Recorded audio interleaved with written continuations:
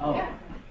Well, what did you make of this book? Well, I actually, What it are was you? dense, but also I didn't like her writing that much, to be honest. No, that's fine. I mean, I liked her ideas, but Yeah. I felt myself having, I just felt like the language she used, like she used a lot of words that I felt were unnecessary, that I had to like keep looking up words, I don't know, but A lot of jargon, you mean? yeah. Yeah.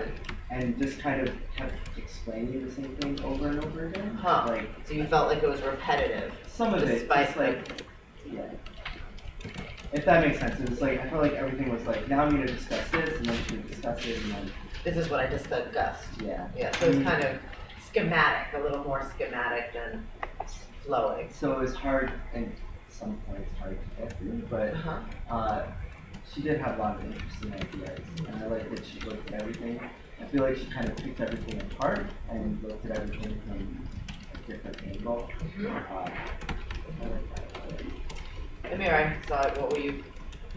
Yeah, I felt like if you didn't say like that in your intro what you talk about, then like include it also that the front would get like, well, this is kind of dense in terms of like the amount of information that talks about, like discusses things, and then you have to realize, oh, he's talking about this. Yeah. Some of that would be for you. Yeah, I mean, it's dense, so maybe, part of it is trying to encapsulate what she just said. But it is also kind of schematic. Now I'm going to talk about this. These are my 2 points. Here they are. And then at the end say, this is what I just talked about. Which is what we're trained to do, but often we find a little more poetic ways of doing that. But I can, yeah. You're going to add something too. Oh, no, that's Yeah. No, I understand that's how it's supposed to be or whatever, Right. but I just, I don't know, I felt like it could have been more. Yeah. Bruce, what is I mean, I had like a weird experience reading the book because for me it was a crossover, so I couldn't take notes. Right. So I was just kind of like trying to pull out the main ideas, and I almost think that helped a little bit because like I went into it like from the intro, I was like, okay, like this is kind of her main point. Like she was talking about like practice theory, like that through our actions, like that's how nationalism develops. Right. And so like just like I kind of viewed the book as kind of like all examples supporting that. Right. I think that's right. So that perhaps because you were sort of at the meta level, maybe once you get into it, then you get lost in the details of these genealogies, and it's hard to see from what her main points are. But if you can sort of stand back and say, so let's start with the main points. And what I want to actually do today is to go over some of these interesting ideas and make sure that we understand what and how she's making these arguments, and just to get a sense of what you think of them, because they're not, you can disagree with them, but I think they are very interesting. They raise a good point. So what are some of the main points that you got as you were? So what I made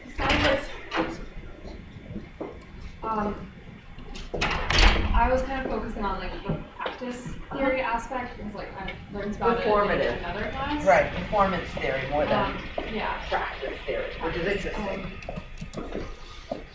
And it was just like all these different like events, like parades and like radio. I think was one of the things I also found like interesting. That they were just like actions done.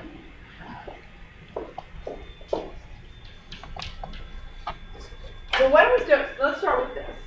What is her main question? Let's start with her question, and then try to think about how she's answering it. Because, I think that one of the ways that this book works well, despite the jargon, is that it's framed very clearly as a large question. So what is that question? Or what are the multiple? I think she started off with the question of where did the idea of the Yemen nation come from? That's right. So just very supposedly simple, right? How is nationalism felt? Basically. And how does one feel nationalism? But why is it,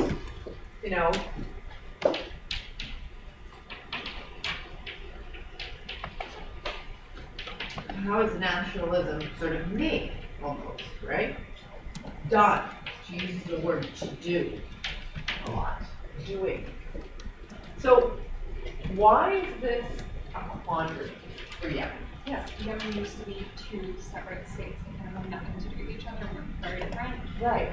So there's no, so the question is, nationalism, so we think of, so out of the fact that there's not a strong nation state, right? So when we think of the production of national feeling, right, that let's say people feel American, or feel Egyptian, or feel Iranian. We explained that emergence of that feeling out of institutions that can produce a sense of cohesion, right? Like a state can produce an education system that emphasizes a certain shared history, can produce rituals of belonging that encourage that sense of shared affinity. And what she's describing is a situation where what? Where there are two states that have never been unified, but not only that, so that's one problem, but what else is a problem? So not only there's never been like Yemen that suddenly, becomes unified as Yemen, but what else is a problem? There are other problems there that she's describing to the potential problems for this feeling of nationalism. Yeah, Patrick, do? They have the same language, number one, Okay. the same religion, Okay. but later on you can say that different madhab.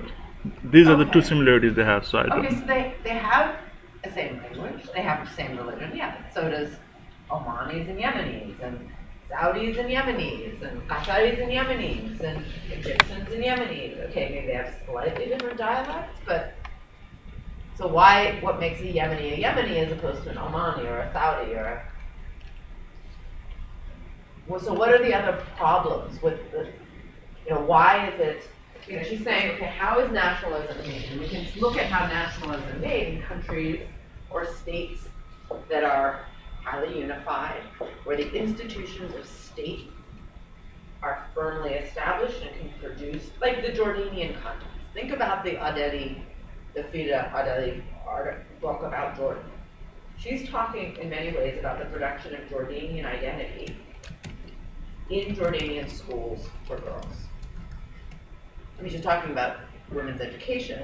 Part of what she's also talking about, okay, you have a state system that can produce. So what are the other problems for Yemen that this question becomes, uncertain? Mamadou, Lena and Mamadou. Okay, so citizens, what do you mean? Citizens do not make laws. Well,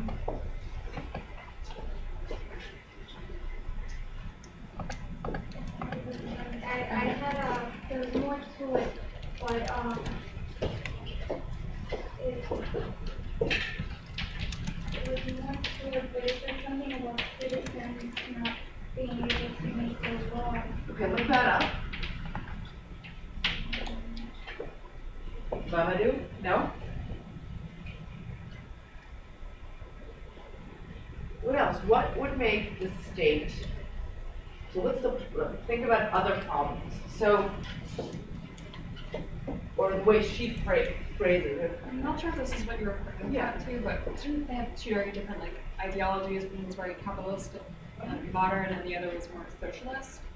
Right. So that's part of the state unification in terms of the ideologies of the North and the South, right?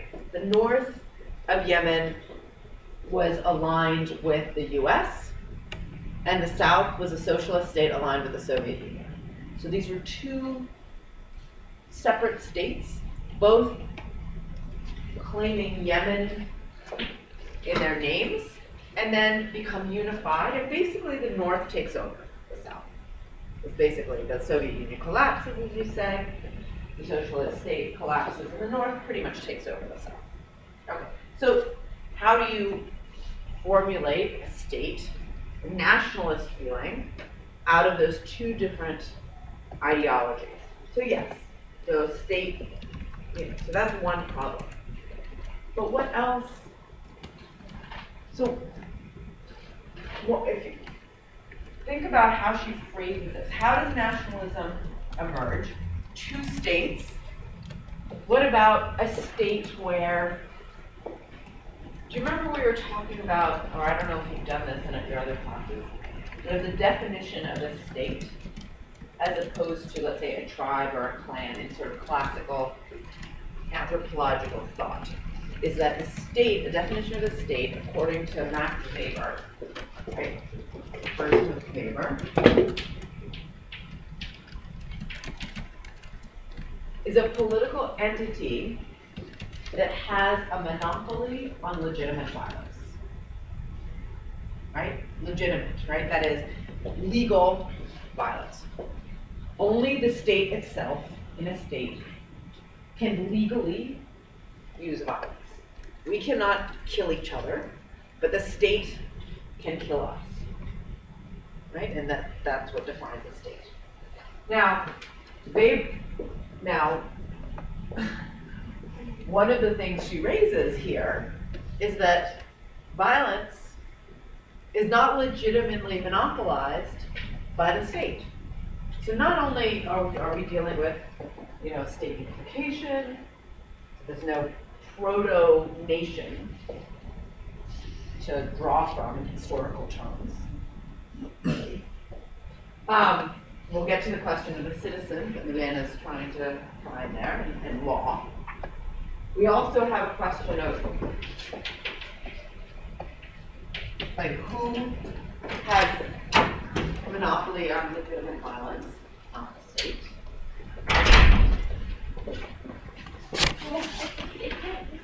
I find that I don't know if I'm overlooking it, but it has to do something with, because I wrote it down that state that enjoys a monopoly on violence, and then I wrote citizens do not make laws, so I had to confess and get that in my mind. So it was going back and forth with it, that the citizens in the state did not agree, and again with the south of the north, and I guess something with that nationalism. Okay. So here we have. I was thinking something like that. Yeah. So here we have a state where the citizens of the state are not invested. It's not a democracy in that the citizens are not involved in lawmaking. Yeah. Right? So it's not a democracy That's in that what sense. causes nationalism, because But how does that cause that? they taking over. Meanwhile, shouldn't the state be in favor of the people instead like the government is doing what the government wants? They're taking over the people's minds and doing what's better for themselves. Well, I think let's go back to the question. Let's set up as a question. The question is, how is nationalist sentiment produced in Yemen? And the problems of nationalism being, now we're listing why it's difficult, presumably difficult, to produce national sentiment. It's difficult because there's no proto-nation to draw on ideologically, to say, we have roots in this place as a nation and we all belong to each other. I mean, that's how nations draw their ideologies, is to claim a shared history. There's no shared history to claim. Problem, right? There's a problem because it's clearly not democratic. So people don't feel, part of what makes people feel affinity to each other and to the state, often, is that you feel invested in it. There's no investment in that sense. I mean, not all states are democratic and still nationalist, right? Fascism, communism, right? And yet they find other ways of, those states also find other ways of getting people as citizens, called as citizens into the state fold. Okay, but there's a problem in that. Thirdly, there's no monopoly on violence. Basically, the idea is with violence is that people, so it's sort of the tension with democracy then, is that this is the tension always between democracy and the state, which is the violence part, is that on the one hand, we as citizens are part of the state, and yet what we do is we give up our claims of individualism, right, for security. And there are different levels of that, right? I mean, there are different ways we do that, and we do that willingly, and we say, in the interest of peace and justice, we don't go around, we have a third party, the state. So I think that's where you're seeing a little bit of this. So these are some of the problems, right? There's no monopoly of violence by the state, there's no real not democratic in any way, there's no state unification history on which to base belonging. What else? There's some other problems. Yeah. Was there something about education? There's no like real education system, so they can't use textbooks and Right, exactly. There are no institutions, like national institutions, to inculcate nationalist feeling. Right? Not many. Right? And education is the paramount form through which nationalist sentiment is cultivated everywhere. Whether it's the United States, or Oman, or Iran, or Russia, that's where people learn, literally, to become citizens and subjects. You learn your history, you learn your affinities, you learn your shared background, supposedly. So there are no institutions like that. Yes? One part only mentions that before that the Yemen spells different, Y-A-M, and it was only mentioned in the Hadith that Yemen is anything south of Mecca. Right. It was not like known this part to be Yemen. It was known as Southern Arabia, then it was known as Yemen. Right. So there is like a proto-history that one can draw on. So then we'll talk about the things that actually people, how does it work despite all this? Okay. So what else? So then she describes a couple other things. She says too that in classic theories of nationalism, right, there is a presumption that nationalist feeling is not only a modern feeling, but it's what theorists call a secular feeling, right? So our affinities, right, so the question of piety comes in, the question of the relationship between religious affinity and national affinity. And she's saying, this is potentially a problem because in Yemen, people feel affinity in terms of a pious network rather than a national network. So who do we feel like we belong to? Well, in theories of nationalism tend to presume, she argues, that once nationalism takes over, it trumps religious affinity. And therefore, nationalism tends to be secular. Of course, there are exceptions to this, or tensions about this. I think Israel is a prime example, right? Where you have a state that is defined as through religious terms, but it's also becomes blurred with an ethnic. I mean, that's where the tension is within Israel, right? Whether it's a religious state of a Jewish community, or is it a secular ethnic state of a Jewish community? And that's where within Israel that's the tension. And classic theories of nationalism would say, well, these are actually secular affinities based on an ethnic background rather than religious affinities.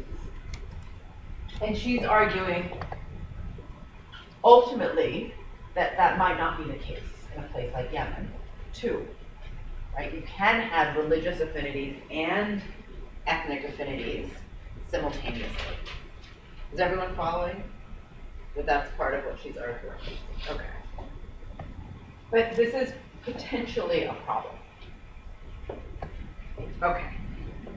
So if we have just Yemen as an example, so of a quandary of nationalism, how do you produce nationalism in the absence of these forms, these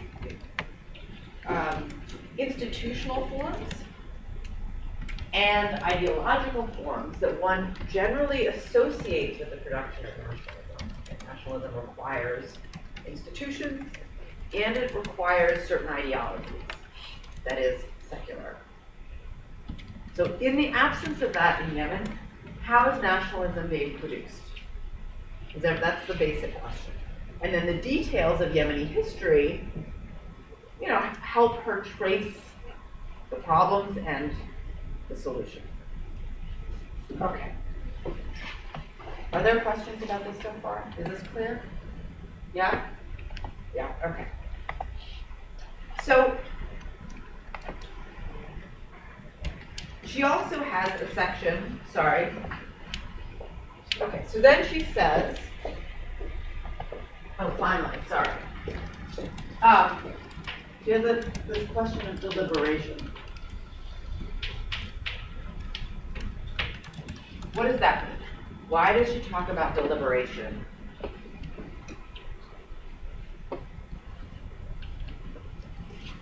Why is this so important? Yes. Talking about like a force of nationalism by someone else. What is that? It's talking about like enforcing nationalism on you Okay. versus like people deciding that they're definitely themselves. Right. But why deliberation? Absolutely. So the question is, how is nationalism produced? How is the sentiment, the feeling of national affinity shaped? Right? And the question is, okay, you can either force it on people, but nationalist sentiment also has to come, in terms of our theories of nationalism, from bonds, affinities of people with each other across kin lines.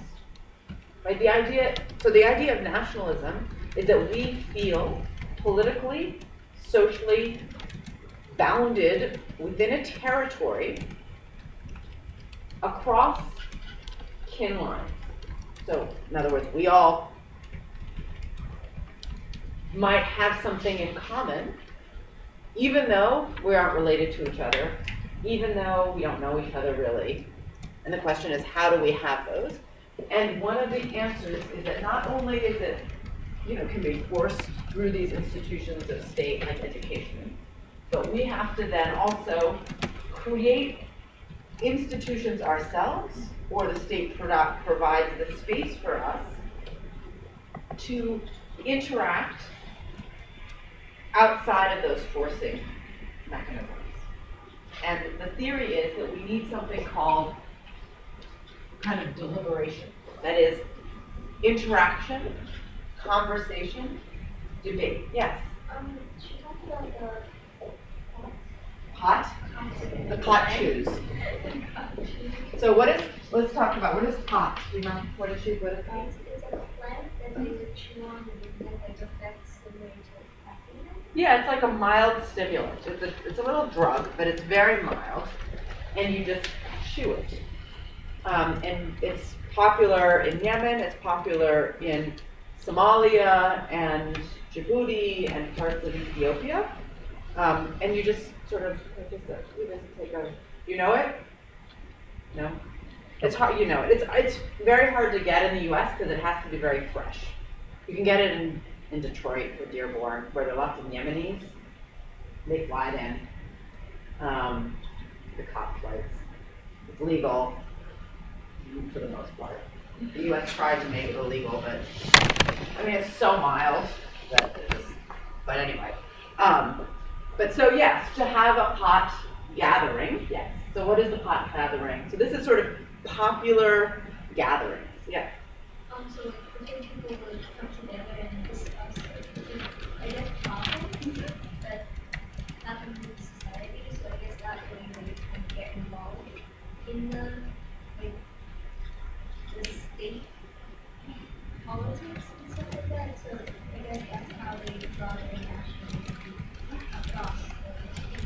Exactly. So she's looking for sites, places where deliberation happens outside of the formal institutions of state deliberative practices.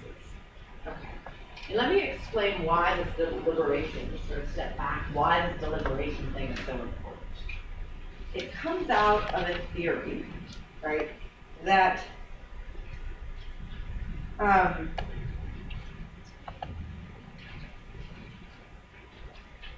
it's sort of related to the sort of emergence of newspapers, which she talks about too in time.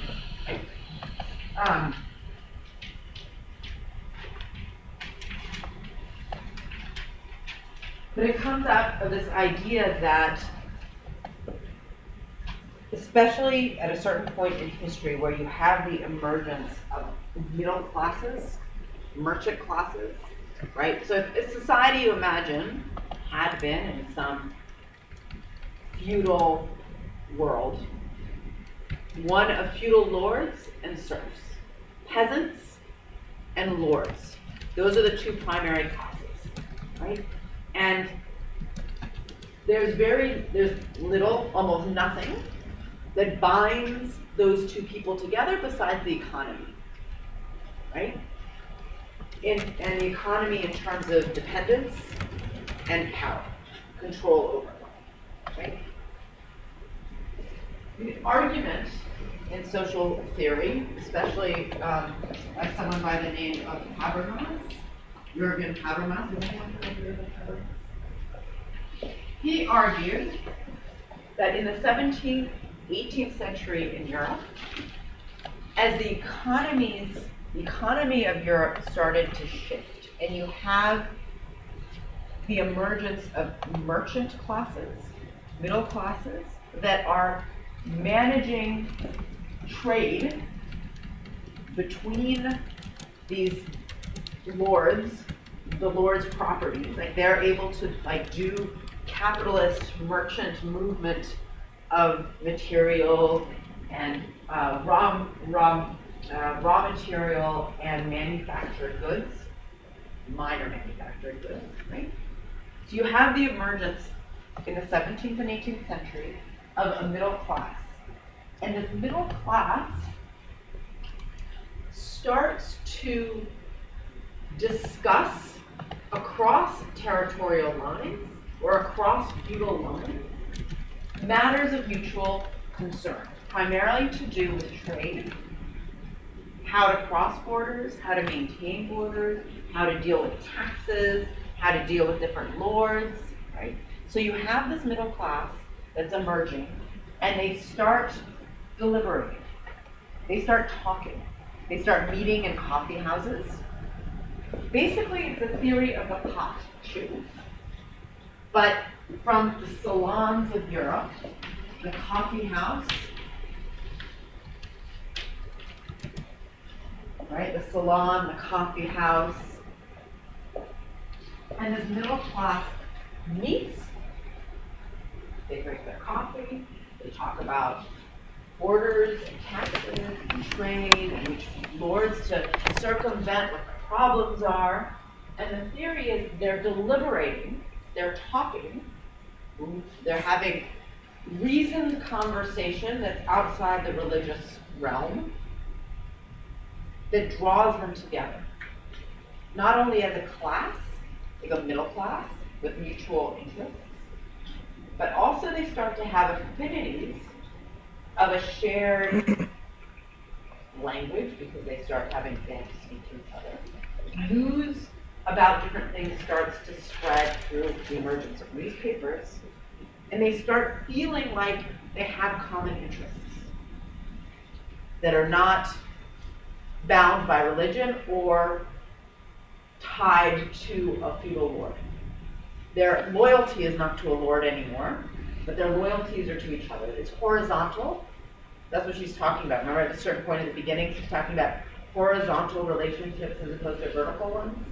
That's what she means. So the pot chews are basically the Yemeni, what she's arguing is the Yemeni version of this European phenomenon of the coffee house. that emerges with the middle class and the deliberative conversation. Is everyone? Okay. But what she's also saying is that whereas in this theory, this is a highly secular theory. Like basically it's premised on an idea of secularization, increased secularization. And she's saying, well, but we don't have that in Yemen. That doesn't mean that nationalism isn't happening. But it sort of creates it sort of questions this theory a little bit. It starts to say, well, you have deliberation, that is reason, deals with political issues, creates shared affinities, but is also invested in property. Is everyone following with this? Does that make sense? Yeah? Yes. It reminds me of the coffee house when you talk about one of the period of time Ottoman have literally banned the coffee house because it was bringing the revolution and the rebels. Yes. So it reminds me of that. That's exactly right. So coffee houses have often been political sites, and they've been banned over time. The Ottomans banned them sometimes, precisely because they were seen as revolutionary. Because you have democratic principles emerging in the coffee house, right? That questions the authority of the state. You're laughing.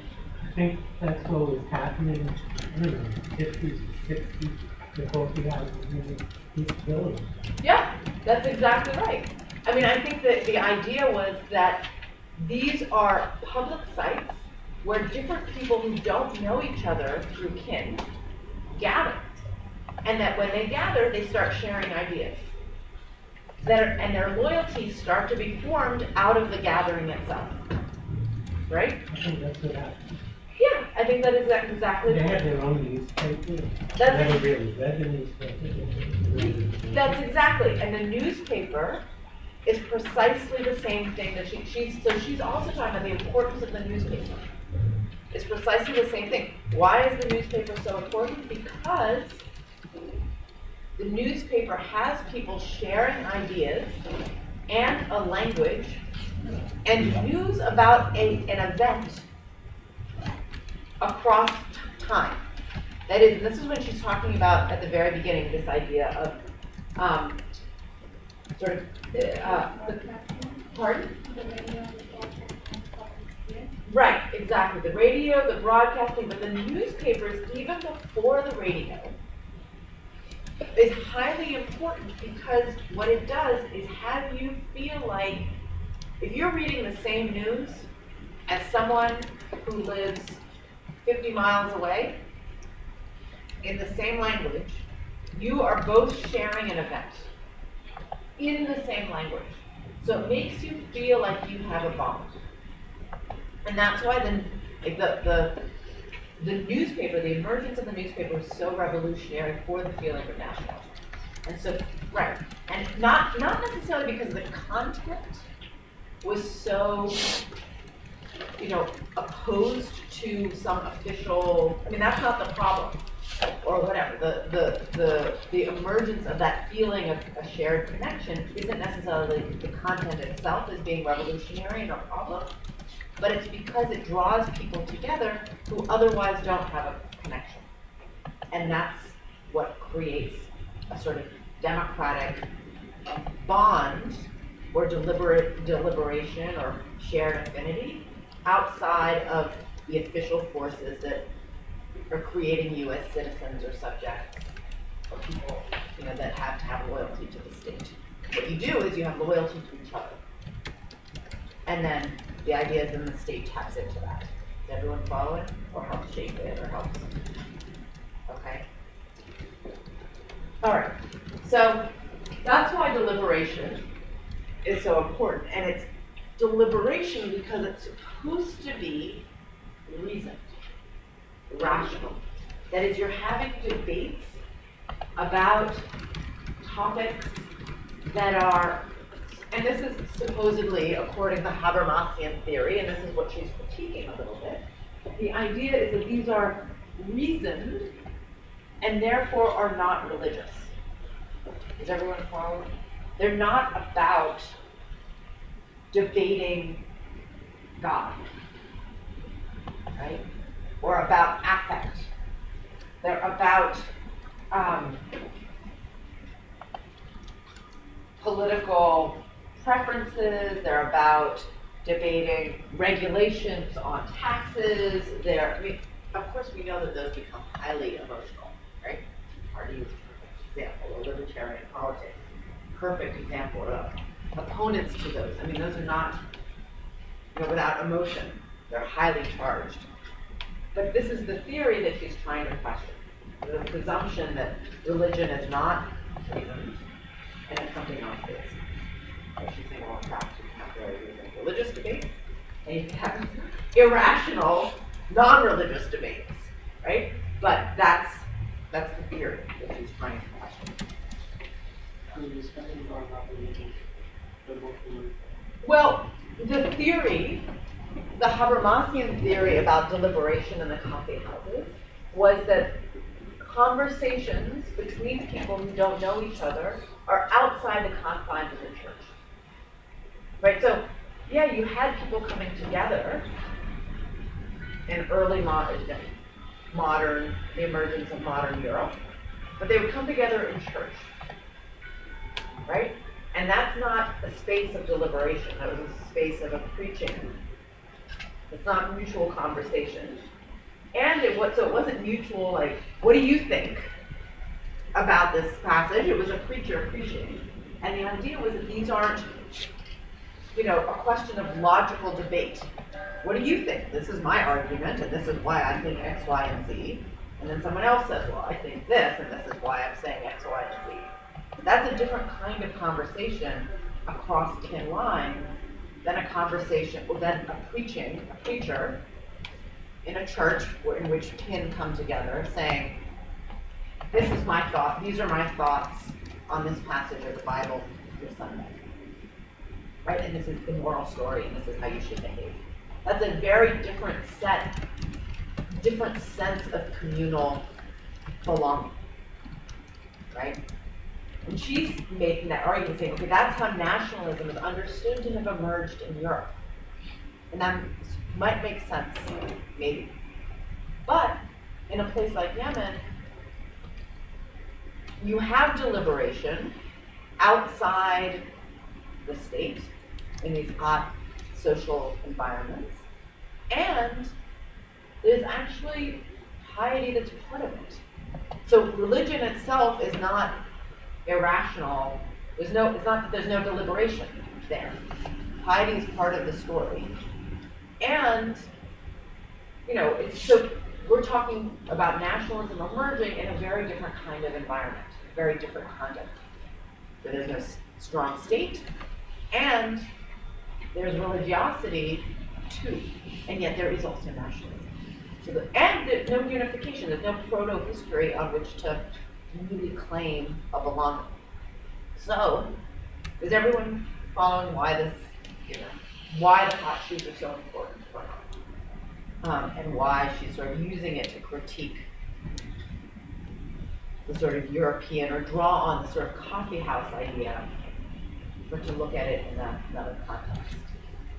Is that clear? Does this help? Okay. So the question is then, how is politics produced? How is nationalism produced? So in this absence of a strong unified state, in the presence of violence, legitimate and otherwise, lots of places, right? And yet, Yemenis feel Yemeni, right? So how does it come about? So on the one hand, you have the deliberation of the hot shoe, so people feel like they are gathering, they have some affinity. But what else is she saying? How does it come about? Well, similar to how she talks about the serial killer, how having this huge event that everyone can somewhat relate to, that they're all kind of, now they're scared that this thing's not protecting them, and now they're scared it can happen to them. Yes. And she talks about just strangers talking about how it becomes this common point of interest. Yeah, that's exactly right. So here we have a news event, right, that unifies people. And everyone can talk about the different parts or different issues that pertain, their fears, their ideas about it, all of how it's being read, like everything becomes a shared bond. And so yes, that's why news in the form of newspapers or radio or whatever becomes a way for people to feel like they have a shared experience. She talks about this in terms of time, right? And this is precisely the way, so Anderson, she cites Benedict Anderson, who wrote this book, The Very Imagined Communities. And he had this argument about what he called print capitalism. We talked about this already? Print capitalism. So this is who when she says the Andersonian model of nationalism. She's saying, you know, he had the secular part like Habermas, my coffee house. So that's who she's thinking about. But Anderson's theory of how nationalism emerged is that it emerges alongside print capitalism, by which he means the production, consumption, and distribution of newspapers in mass form. And this mass production, consumption of newspapers, that is, you have the printing presses producing, you have people buying, selling, commercializing news, right? This does two specific things. Let's say, but two things that is important to point out. The first thing it does, it creates vernacular languages in print. That is, non-liturgical, non-religious languages become available for people to have access to. So the language that you speak becomes a language that's written down, which is different from the language written down as being religious and something no one understands, right? So again, from the perspective of Europe, the idea was that what was being written down before print capitalism was Latin. People don't go around speaking Latin, right? People spoke their local dialect, whatever it was. As newspapers come to be formed, a language is chosen for those newspapers that is not Latin. It's not the religious liturgical language. It's the language that people speak in that environment. And then that language that's chosen for the newspaper expands and becomes the language. Then other people sort of adapt their local languages to the print language of whatever it was made that sort of proto-national language. And people share a language. So national affinities become that language rather than affinity to the Lord, the feudal Lord, let's say, or affinity to the church. Is everyone following? The sharedness becomes a language. So that's the one thing print capitalism does. The second thing that print capitalism does has to do precisely with time. And that is the event is an event in time. And we share sort of coterminous, we share time with other people that we don't know. That is set on a calendar or a schedule that we share. that is not, again, it's not related to the church. It's not about, Messiah's coming and going. It's not about agricultural calendar either. It's an abstract calendar on which we can say, on this date, the serial killer attacked. And I can relate to that date just as somebody else can relate to that date 50 miles away. And say, aha, that date has nothing to do with God. And it has nothing to do with the agricultural season or my Lord coming to get the tax or whatever.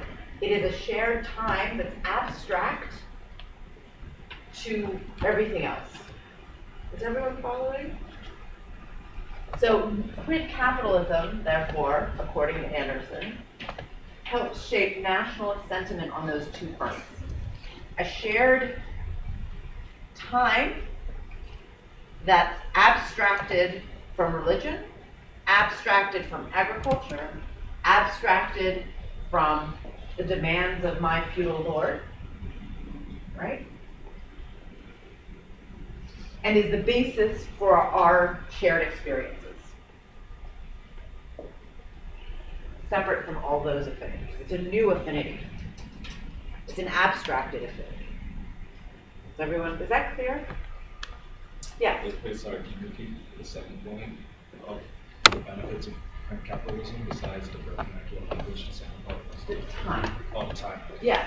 So for Anderson, print capitalism was revolutionary and helping shape national sentiment because of language and because of time. The experience of time as being abstracted from the previous forms of time experience. Can Yes. you give an example? I understand. Yeah, the second one. I didn't understand the You second did not part. understand the Yeah. second one. Okay. How is similar to Yemen's case? Well, so for example, the news event. How do we experience a news event? You find out, so I ask you to read the newspaper every week, right? You're all reading the New York Times, because I made you read the New York Times. I've assigned that to you. So you all have the shared experience, not only of the language of the New York Times, so it's in English, and a certain kind of English, and you share it, and you read it, and you have access to it. Separate, so that's the bond. On the one hand, is the language through which you're reading the news. Okay, you're not reading the news you're not being preached the news as the language of a divine power that draws your affinity to it. You're reading a language that you share. So that's one thing that binds you, the language. The time thing is a little bit hard for us to grasp because we take it for granted so much, right? So imagine a world where temporal experience was not structured through the calendar in quite the same ways that it is now.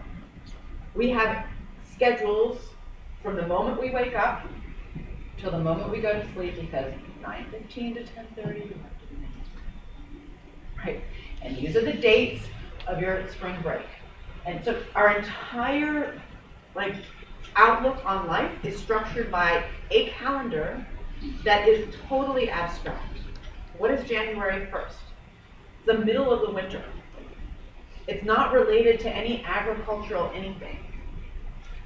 Nor is it really related, we fit religious calendars into this Gregorian calendar. But we take it for granted so much it's hard to step back. Now imagine a world where we're not regulated temporally by the calendar. We're regulated by holidays that are calculated by the moon and the sun and the agricultural seasons, and that's a different way of existing in the world. Before the Hijri calendar in Islamic Exactly. world, it was the year of elephant. That's how it used to go in Arab world. Exactly. Okay, now I got it. Exactly. And the day is structured by where the sun is. And the month is structured by where the moon. right? As nothing, it's not this abstract calendar. So now if you sort of see how abstract it is, right? So on top of that, the newspaper, what it does, according to Anderson, is that it makes us experience the event, serial killer, September 11th, anything that we're reading in the newspaper, an event, in that calendar experience, and we're sharing it, even if we didn't see it, even though it has nothing to do with divine anything, it has nothing to do with agricultural seasons. It's an event that we share because we all read the newspaper. And because as a nation, we feel that we have shared this experience. The Boston bombing, the marathon. Why would that event have us share a feeling differently from an event similar to that in Canada? Right? Even though, yes, we may read that news and then we share the humanity of that experience, it draws the experience of time in the nation differently. Is everyone following? Is that a little clearer? Yeah? No. Wait, so, okay. I understand the whole abstract concept, Yeah. but you were saying that an event that's significant in which we share. Okay.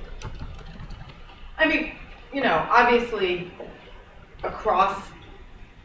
what makes it interesting for us now is that we're living in a world where we have social media news events that are flying across national borders so intensely. And that's now is a question of what does the internet do for nationalism? We're at such a beginning stages, we don't know.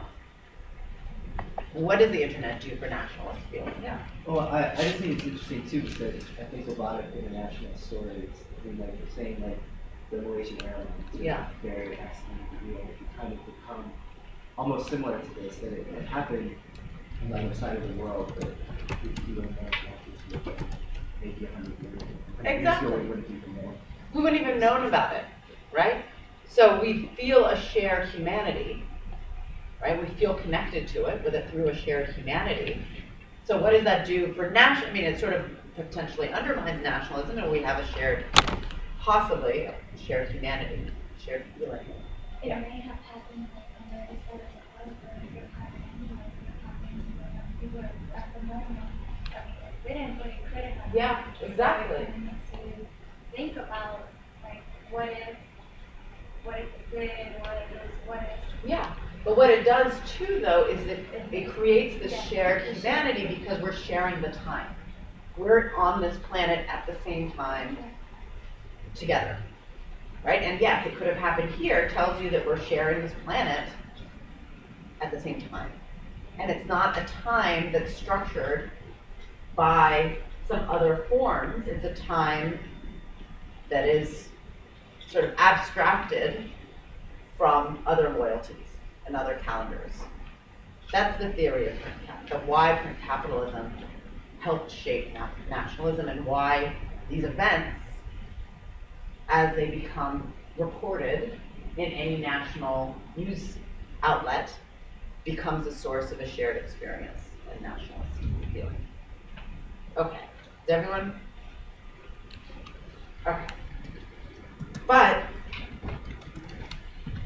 some of the most interesting, so these are the arguments that she's making. So how is nationalism produced in the absence of the strong nation state, in which religious feelings and questions of piety are part of the national identity? It's not a conflict with nationalism, but it's happening simultaneously, right? So she's critiquing some of these theories, some of these presumptions of emergence of nationalism.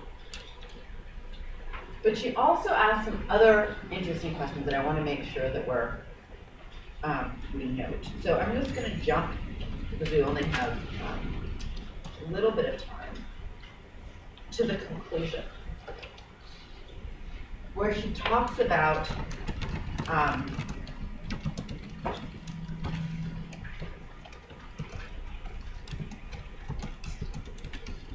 right, so just to talk about piety in time, like the chapter 5 is precisely the piety in time, right? To think about temporal affinities in,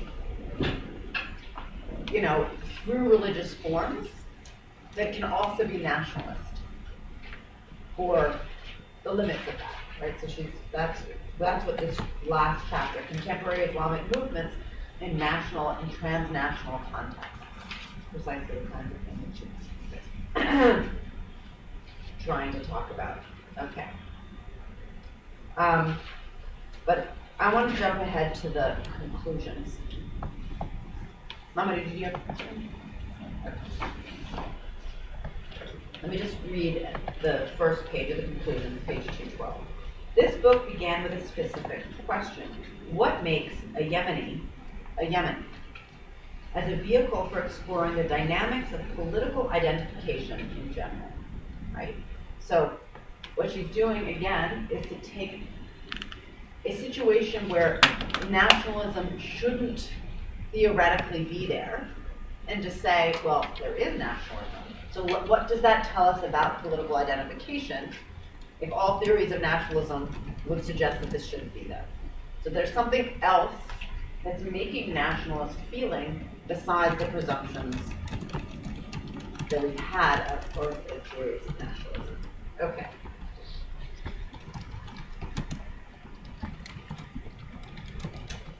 On the next page, peripheral visions has not been concerned with the specific legalities of citizenship. So she's saying that I'm not interested in what makes a Yemeni in terms of the legalities of citizenship, because that would be one way of looking at it. What makes American American is an American has a passport, you apply for citizenship, that makes you an American. She's like, that's not my interest. Although citizenship requirements do fall definitively within the state's powers, the Yemeni state remains weak with limited means of enforcement. The burden of this book has been to explore the range of ideas, practices, institutions, and events, some of which are experienced in the breach of state authority, through which the categories of Yemeni or Shia or Salafi become thinkable, desirable, and for some even natural. While Yemenis, as well as other national groups, may be defined in legal terms, they are actually summoned into being through the quotidian discourses used. Summoned into being through the quotidian discourses used. What does she mean? Summoned into being through the quotidian discourses used.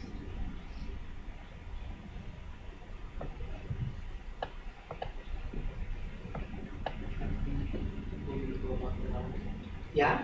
So the everyday things that we do in our lives, the quotidian thing, but summoned into being means that national identity, that feeling, are called into being. They're brought into being. Okay? So they don't just happen. Right? So she's saying, what are the things that bring them out? Basically. How are those feelings brought out? Through poetic invocations of a nation called Yemen, or in acts of deliberating with others in public, right? The coffee house, the public space. Sometimes these activities make specific claims on behalf of Yemeni people, and other times cross-fertilization not only of nationalist ideas, but of knowledge about a region, mountain, or custom, generates the conditions for a territorially circumscribed assemblage of addressees, a national public. So there's an audience of people who are being called that are the national public. Put somewhat differently, peripheral visions emphasizes the performative dimensions of political life. And this is what I want to talk about.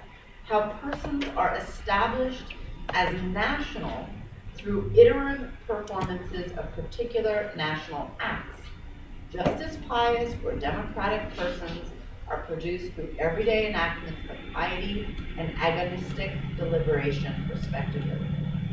Such a framework accounts for the fragility and contingency of solidarities in a way that many explanations do not.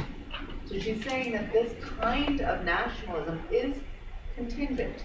It's fragile, right? It's not firm in our being, but every nationalism is fragile and contingent. It's still here to definitely allow. Claims of attachment can and often do shift precipitously. A theory of politics as performative adds value to our political analysis because it denaturalizes political identifications. It makes us question how those political identifications come to be made, right? It doesn't just take it for granted. It questions it. Thus drawing attention to the mechanisms that make identity categories seem fixed. Okay. Now what I want to, in this last 6 minutes, go to the next page on 214.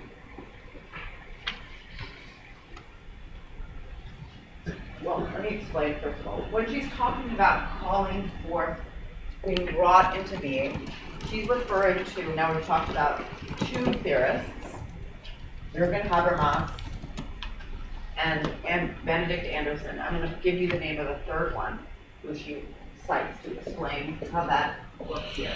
And that's by someone by the name of Althusser, Louis Althusser. And she uses him a lot.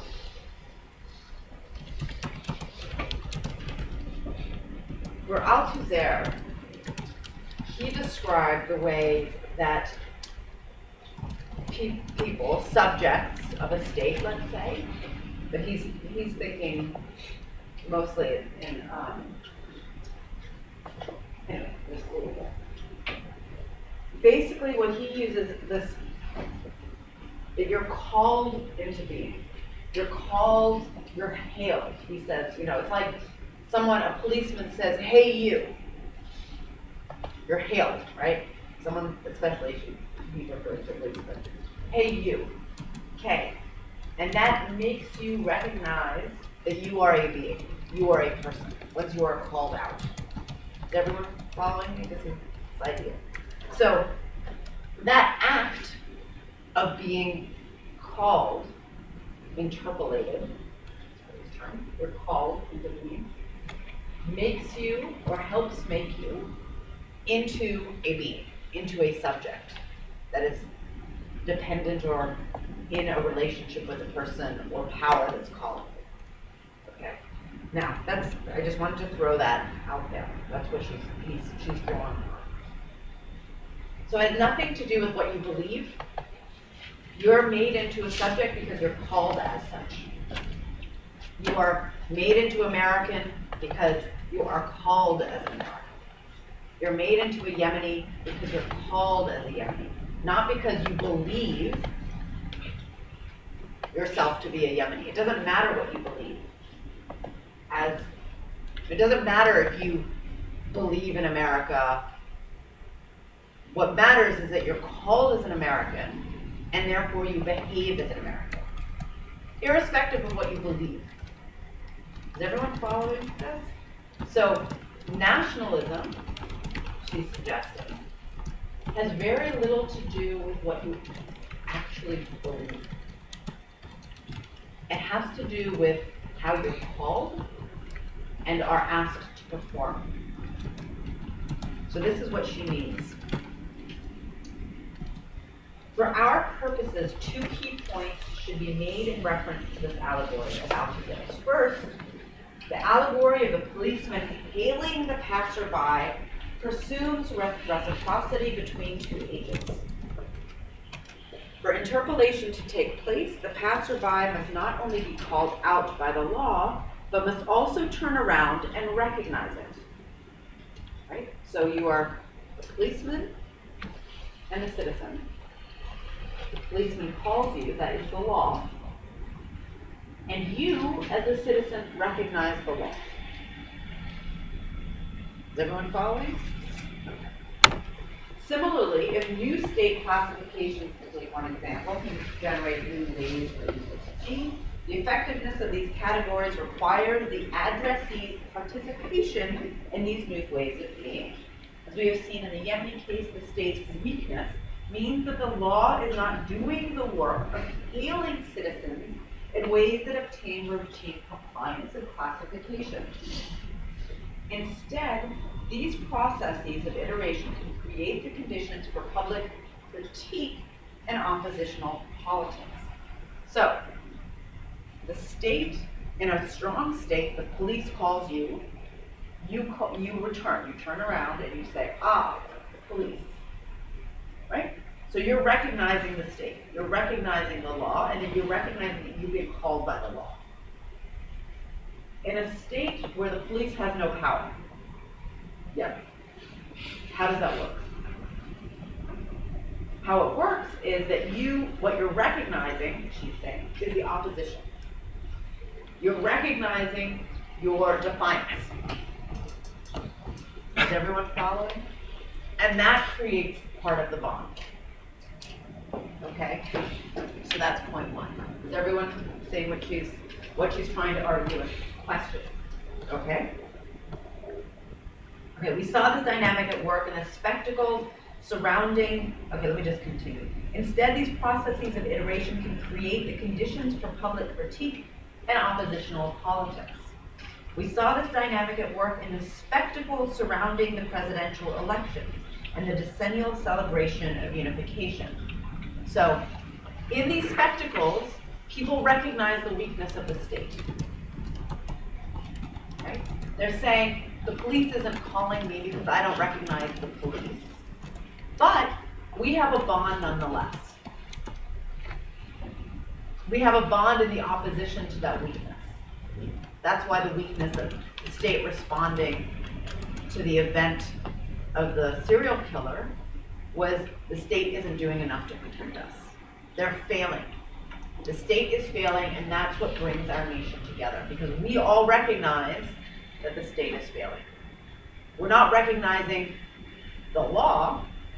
What we're recognizing is the weakness of the state that should be there. Is everyone following how this is? She is arguing. Does this make sense? Yeah. Okay. Second, interpolation does not require that an individual believe in the ideology of the law. So you don't have, if the police calls you and you turn around and recognize the police, it doesn't mean that you agree with it or believe in it. But only that she enter into the ideology's routine rituals. Perhaps dissimulating, perhaps not. What does dissimulating mean? It means hiding, faking. So, to be a national citizen, he's arguing, doesn't mean that you actually have to believe in all of American laws. We know that, right? What it requires is that you perform your belief.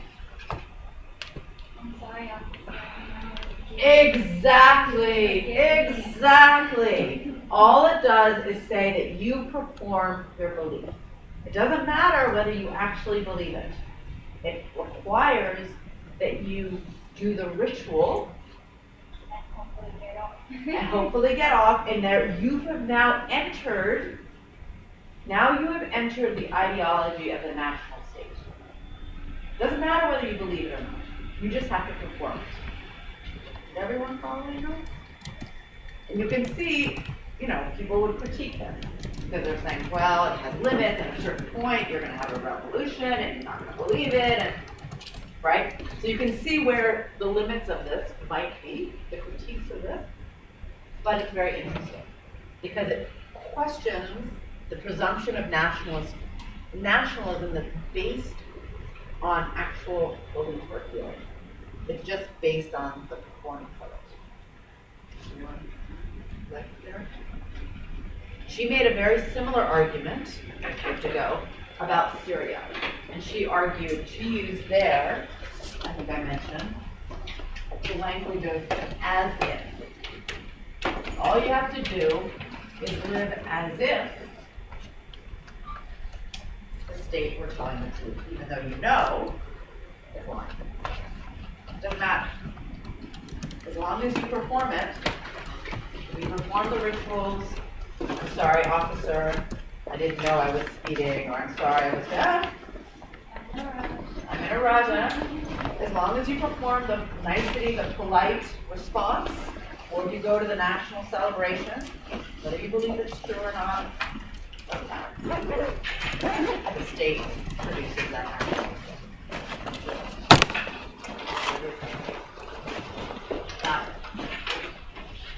All right, so we will continue on to our next book about sex